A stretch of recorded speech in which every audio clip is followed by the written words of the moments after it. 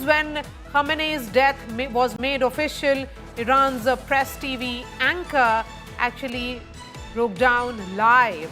And those are the visuals coming in. I'm going to let that play out. And 40 days of national mourning has been announced in Iran after their supreme leader was killed in the precision strikes while he was at his office in Iran. His daughter, son-in-law, and other family members have been killed as well. Question that I wish to ask Geeta.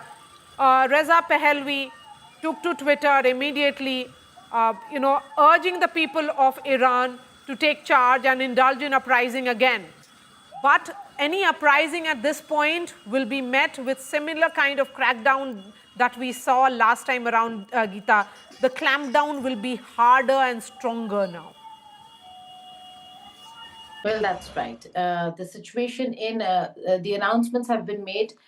People are being asked to come to Engage Square and Tehran University. The processions are going to be big. A counter to that in the streets right now is going to lead to massive crackdown back home in Iran. But Maria, as much as they are trying to hit the West Asian region to ensure that they feel the pinch and the pressure mounts on US and Israel to back off. This time around, it's not going to be a focused effort to quell protests back home within Iran because their forces, their energy, and their focus, everything is going to be diverted and into two areas. One is domestic front, and the other is the international front. And that's why we'll have to see whether if the people are actually going to be able to sustain a massive protest within the country. But remember, when things such as the killing of the of a leader takes place and there's an Israeli hand to that, you will see the kind of gathering in Iran that certainly is unprecedented. So you will see massive outpour of people in the streets of Iran, and it's going to be very, very difficult at that juncture to have protests to topple the regime. In terms of Reza Pahlavi, who was first to come on and say that the regime needs to be toppled, hopes of maybe coming back and taking over. Even in Venezuela, the example was very clear. Just because the regime was had been toppled and Nicolas Maduro had been taken, it was absolutely clear that America is in control and that America could have decided. They didn't go ahead and just give that position of leadership to the opposition leader, Machado, who won the Nobel Peace Prize. They in fact ensured that the acting president, Delcy Rodriguez, who took over because she was the vice president, continues. In this case, if or should there be a complete vacuum, like Donald Trump said, he'd want the people then to decide on taking over, but knowing very well that a complete toppling of the regime and a change of government and guard would mean that Iran would find that US would finally have a pro-US regime or establishment in Iran, which is what they exactly want. Bringing in Reza Pahlavi might have a pro-US face, but not one that who has acceptability within Iran. Not complete acceptability for sure. Many people were not okay with the Shah regime, not because they were liberal and forward-looking, more so to do with the fact that the policies were bad, that he did not run the country efficiently and well. There was massive corruption by the Shah and his sister particularly. So there are many complaints. There is hardly any popularity of Reza Pahlavi, but there is certainly going to be a plan on how to bring about elections where people from the ground are elected and now onwards. Because there have been some overnight developments. All the viewers who are joining us now, Geeta, continue to be with us in this conflict. What started as a conflict has now taken a dramatic turn with the reported death of Iran's supreme leader, Ayatollah Ali Khamenei, in US-Israeli strikes. and the questions are being raised which are very urgent in nature as to what happens next in this entire region. Iran has now vowed revenge against Khamenei's death. Iran is saying that great crime won't go unanswered. Iran has in fact rained fire in UAE, Bahrain and Kuwait.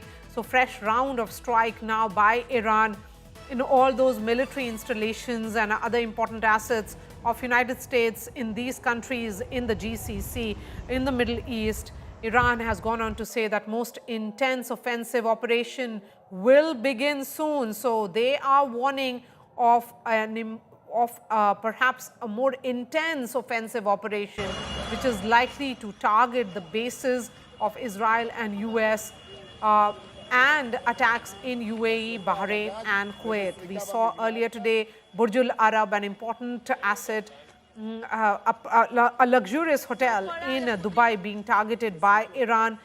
Similarly, there were targets of other hotels in Palm Jumeirah area of Dubai last night. So details which are coming in is that Iran has vowed revenge.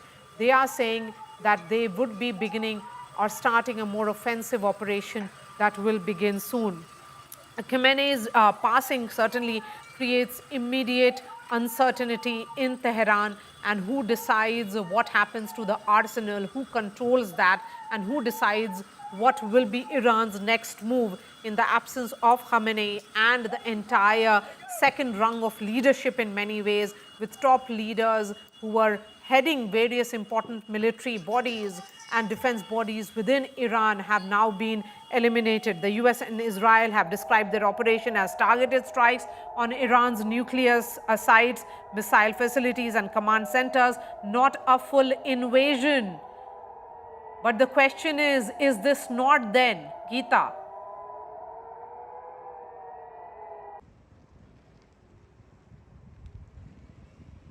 Yes. Mir, come in on this. The question is that there will be a cycle of retaliation which will happen. Each strike will potentially see a broader war. Is that what we are seeing now? Iran will retaliate. That's what they have vowed. And there will be protests also that we saw a few weeks ago within Iran. That is also likely to continue. So what happens now in the entire Middle East? This is unprecedented, never seen before, and perhaps there'll be more uncertain times that we are entering into. Absolutely, Maria. We also would want to see whether the limits of the US-Israel action plan, where does it stop? Ground invasion is not possible. We know that the war as of now has been fought aerial. There has been intense aerial bombardment as far as US-Israel is concerned. They're trying to cripple Iran's defense, its missile arsenal, its nuclear facilities, and now obviously the political side where they're trying to wipe out the complete political leadership. Ali Khamenei is dead. But what next? How far is US-Israel willing to go to ensure a regime change? Was Ali Khamenei only their target? Because if that is the case, then obviously this is not going to ensure a regime change. Because as I said, the system is way too institutionalized in the last 30, 35 years. They have an action plan. They were living on the edge. They knew this is going to come. And in the past also, we've seen several top commanders, political leaders of Iran being killed, be it the tacit or clandestine Israeli action or direct war-like situation like we are having right now. So what next? Obviously, US and Israel are banking on domestic unrest, people who are against this regime to rise up now because they have created a situation for them. They have killed the most important leader of this regime. And now they're banking on the fact that the people, elements who are against the regime will rise and topple the government. Now, whether that is possible is the big question, whether they've done their homework on that front. We saw an unrest in Iran not so long ago, but that was quelled effectively. That was taken control effectively by the regime. But will Ali Khamenei's death really change those dynamics? That internal situation in Iran is the big question. As of now, it seems that the regime and the way they have planned things, they are still in control. The command and control is being handled. While the face is missing now, we may see that phase coming up in the coming days as they announce the succession. But what next as far as the military confrontation is concerned, whether that will be enough to achieve what US and Israel have set out for, that is a regime change, it seems difficult as of now because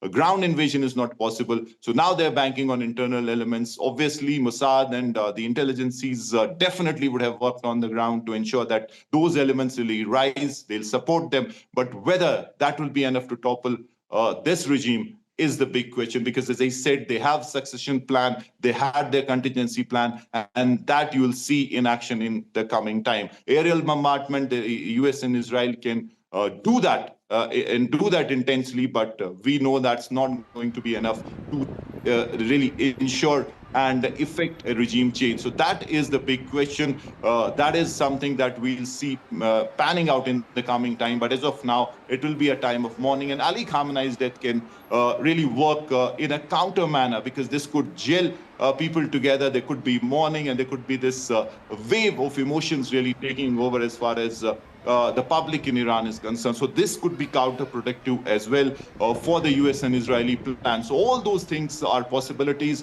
But as of now, focus on the streets in Tehran, which are filled with people who are marching towards the site of Ali Khamenei, where he was killed. And you will see a lot of grief on the streets and huge processions as we see this really panning out in the coming hours.